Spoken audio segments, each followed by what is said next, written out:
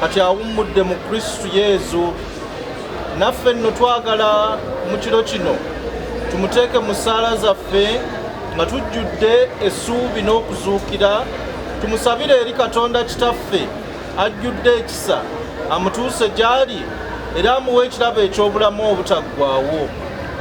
Nga bwe yafuuka omwana wa Katonda ng'abatizibwa, ate mu bulamu bwe ne yettanira Yesu Kristo,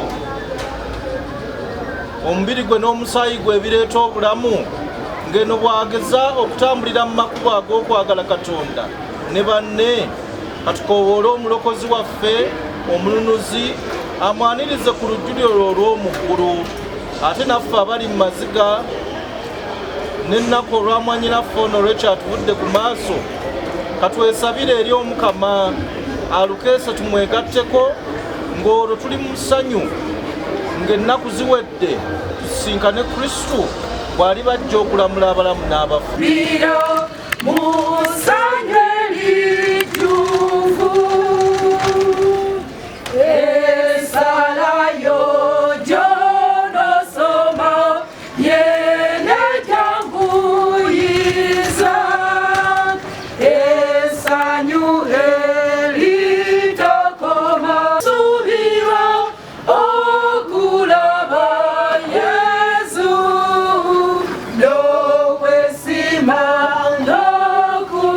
Bannakibina kya Nuupu mu disitulikiti y'e Mukono bali mu kusattira olw'abakulembeze baabwe abagenda bafa mu ngeri etategerekeka. Yakusembayo okufa ye Mumbejja Nakamaanya, ng'ono yafudde mu ngeri etategerekeka nga waliwo n'omuntu gwe yasikira okudda mu bigere mu Buke we yasangibwa mu nnyumba ye ng'afudde, nga mu kaseera kano bagamba balina okubeerako okunoonyezebwa okw'enjawulo okulaba ki ekiviirako abantu bano okufa.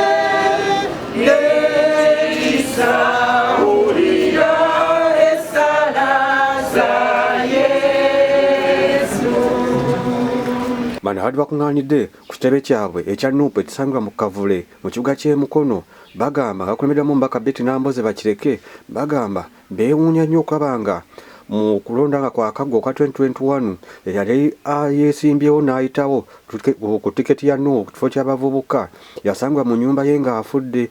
Ono n'asikibwa ono Omumbejja Nakamaanya naye ate ekisanja kibadde kiggwako naye n'afa. So mu bbanga lya myaka 4 Nuupu efiiriddwa abavubuka ku kifo kye kimu mu ngeri etategerekera mu nfa y'emu emirundi 2. Kano akaseera bateeke okunoonyeza okw'enjawulo.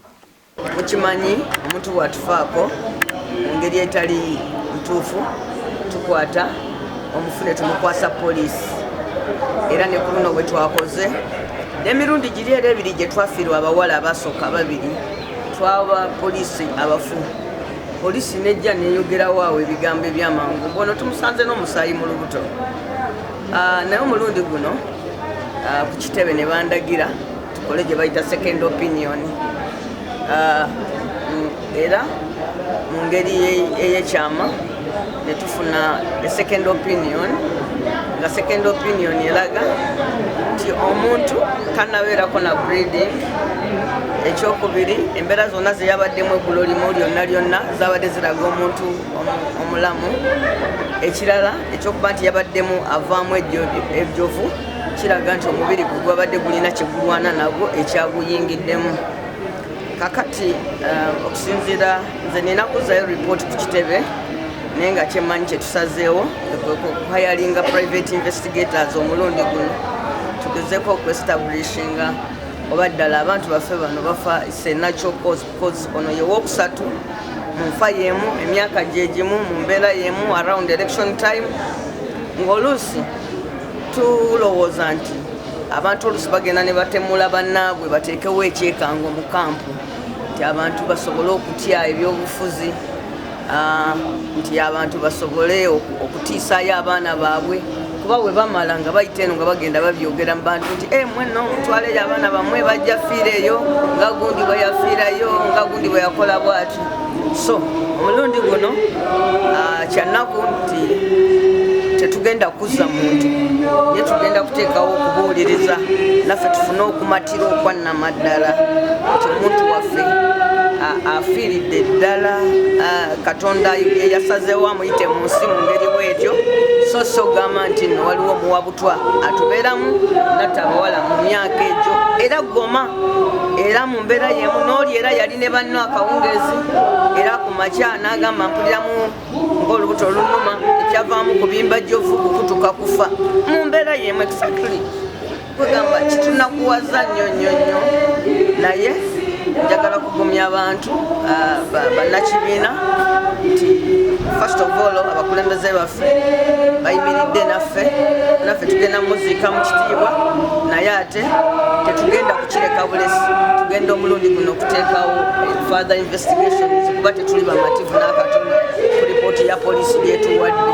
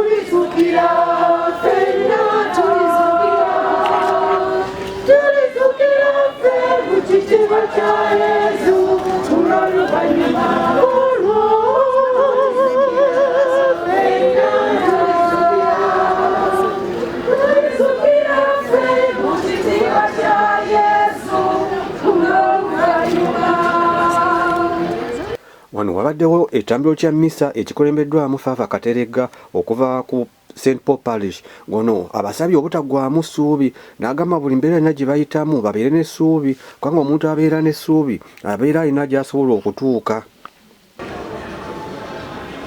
Era ne mu kaseera we tutera okufiirwa ndowooza ke kamu ku buseera obutonotono obutera okutukuŋŋaanya. Sitaani we yali alowooleza nti atusudde ate kano ke kasinga okutukuŋŋaanya n'okutukuŋŋaanyiza ku Mukama okulaga okwagala okwo. Ensimbi ne tuziwaayo, okuyimba ne tuyimba ne tuwerekera kubanga tubadde tumwagala. Okwagala okwo nakwakulazi mu baana mu baawaka muffe nnyini. Omuntu gw'omanyi nti wattima si mwangu kusemberera naye omuntu gw'omanyi nti ayagalika ayanguwa okusemberekeka.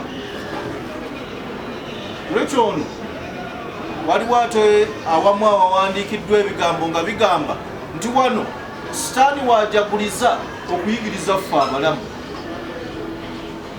Bw'ojja wano wadde osisinkanye banno ogenda kunyumyamu naye lwekyo okugalamira awo nakwo kukuyigirize.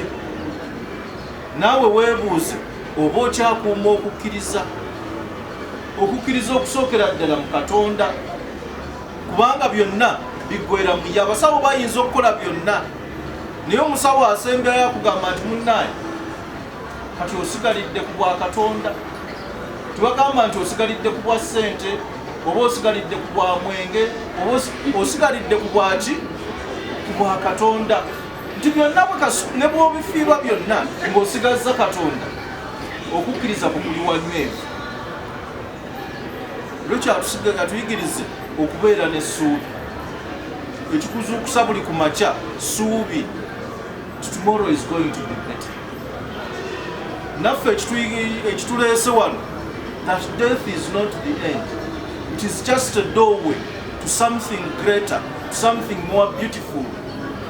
Tutera okujjukiza abantu essaala gye tutera okusoma ku lunaku lw'abatuukirivu bonna nga tugamba nti fe abagabanye ku lujjuliro lw'emmisa eno tuyitewo ate tutuule ku ntujjo ey'omu ggulu.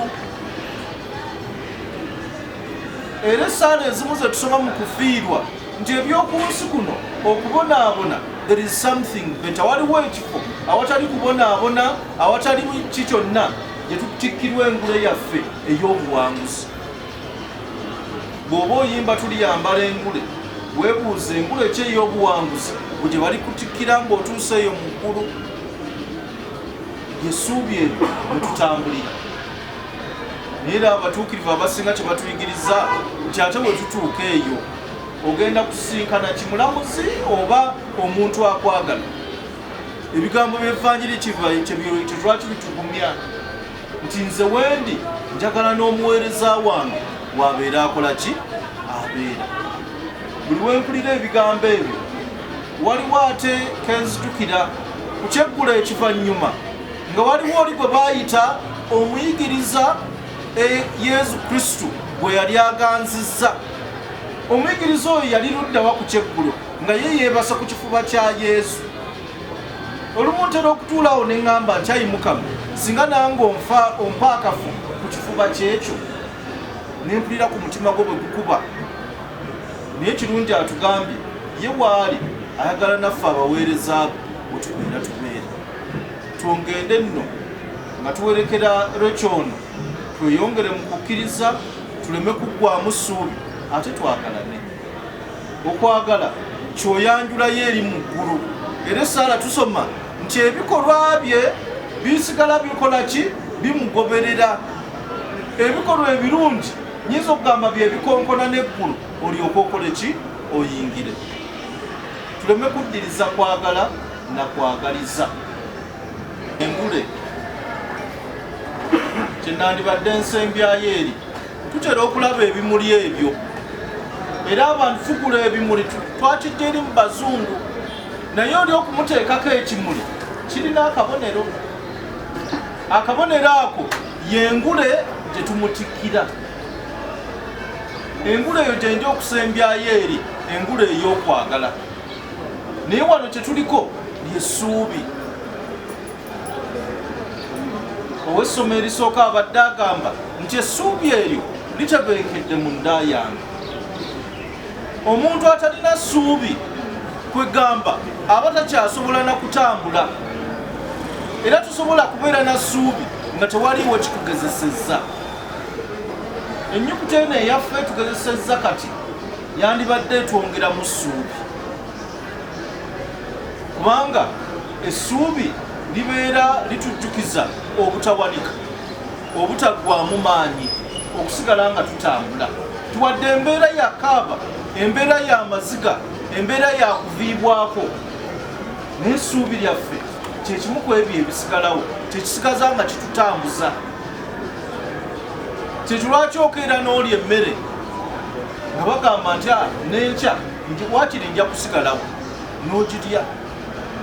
Awo nno nga tuli mu kadde kano era ng'omwaka guno ogutujjukiza tubeere abalamazi ab'essuubi. Toggwanga mu maanyi.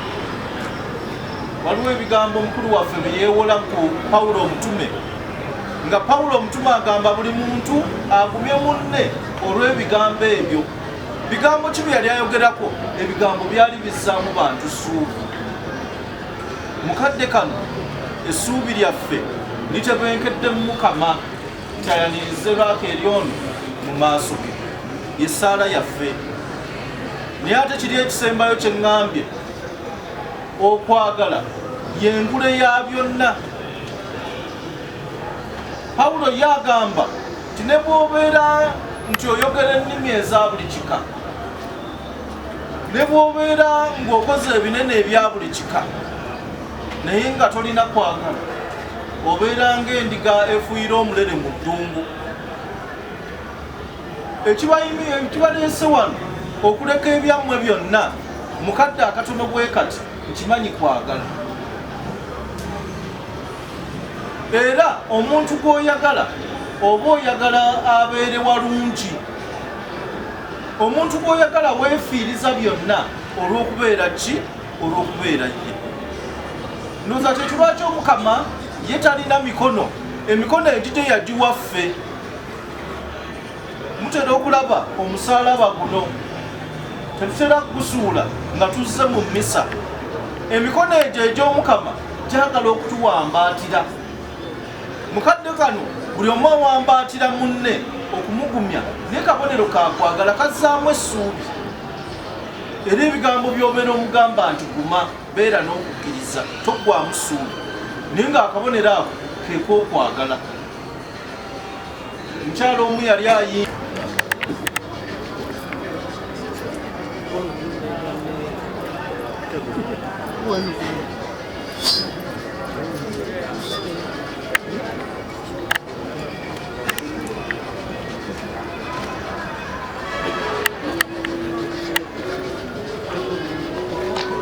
abakulembeze ab'enjawulo abeetabye kusabira omugenzi ku kitebe kya Nuupu e Kavule Mukono nabo balina ensonga ze boogeddeko, bano bagamba kyewuunyisa nnyo okulaba nga abakulembeze baabwe mu kibiina kya Nuupu bagenda bafa mu mbeera etategeerekeka, ne basaba bannakibiina okulaba nga babeera n'amaanyi n'obuvumu okulaba nga baŋŋanga embeera yonna gye bayitamu mu kaseera kano. Nti Omukama mulungi ekiseera kyonna, embeera ze oluvannyuma lw'emmisa ngumyemukko ate ndowooza nzikiriza nti Rachel mazima agenze, naye nga twagala omwebaza ebyo byonna byakoze mu lugendo lwe. Birabikwa, buli omu abirabye, buli omu abyogedde. Kiki kye tuyigamu mu lugendo lwa Rachel? Okubeera abakulembeze ab'ensa, okubeera abakulembeze abagenda okujjukirwa ku lw'ebikolwa. Njagala kubasibira entanda naddala abakyala, kubanga ngenda kwogera ng'omubaka omukyala addako Credsa kya Katonda, nti bino ebizze bikolwa ku bakyala bano ku kifo kino byetaagibwa okutunulwamu. Tekiri nnomo abantu ku kifo kimu myaka gye gimu okuvaawo mu ngeri y'emu. It cannot be a coincidence. There has to be something behind this act. Ate nsaba ffenna kitukakateeko kubanga ffenna tuli bakulembeze, twongere okwetegereza ekintu kino kubanga leero kituuse ku Rachel ne bali abalala babiri. What about the rest of us who are here? Wetakinogera eddagala, nkimanyi nti okufa weekuli, buli omu alina olunaku lwe, naye waliwo okufa okuleeta ebibuuzo ebingi. Nera mbadde n'ebibuuzo bingi, naye oluvannyuma lw'emmisa ngumye nkitegedde nti ddala ddala Katonda Rachel amuyise, emirimu gye giwedde. Neera Rachel tukwagaliza, Rachel nkusaba kintu kimu, eyo gy'oli yonna otulese mu struggle, otulese mu lutabaalo ne tubadde tugenda okutandikako. Tusabire nnyo tukwate entebe eno. Ogenze wakati w'okusanyuka, essaawa ze ezisembayo wabadde otaddeko akapande k'amaniyo ne message esembeyo ku ssimu yange n'oŋŋamba nti gwe funa kaadi tweyagale. Ogindekedde muwala gwe, kaadi ogindekedde, naye Mukama Mwoyo Mutukuvu ajja kunnuŋŋamya ngeri ki essanya ly'obadde olina kyengenda oddikolamu. Nyongera okusaasira maama wa Rachel ne family ye, naddala Pesh. Naye Pesh nze Katonda oyo awandiika ebigambo ebyo nti Katonda w'abamulekwa ajja kubeererawo, wenyweza kimu kigambo kya Mukama na kumwewa. Mbasabira olugendo olulungi mwenna abanaagenda e Masaka e Lukaya, mwebale kulaga bumu, ekyo kye bagamba nti munno mukabi ye munno ddala. Ekyo webale kunjagaliza, webale kunjagaliza, webale kunjagala, webale kubeera mukulembeze ow'ensa ow'ebikolwa. Rest in peace, rest in power. You are a soldier, you are a warrior, you have fought, your legacy will live forever. Ewa mukwano gwaffe Mukama gwe yajjuludde. Twebaza nnyo mwenna abasobodde okubeerawo mu nkuba okuva ekiro leero emisana ate na wano akawungeezi. Mu biseera eby'ennaku abantu bangi tweyama nnyo tujja kuba nammwe naye ekikulu Katonda gwe tukwasa maama eyafiiriddwa mwala we era Katonda oyo gwe tukwasa omwana oyo mulekwa ebyabalala byonna Mukama nga akkiriza biryongerezebwako. Twagala kubasaba nti mu biseera eby'ennaku okukungubaka kuba kunene naye twongere okugumya bannaffe nti Mukama oyo yayatuwa ono era yamututte ate Katonda yakola enteekateeka etakyukamu ssaawa yadde obutikitiki byombu yamuteekerateekera gwe nange n'abalala abali eyo essaawa eriba etuuse tolisobola gikyusa. Mukwano gwaffe kansala Omumbejja tukwagaliza okutambula olugendo olungi. Mukama akusaasire ebyakusobako.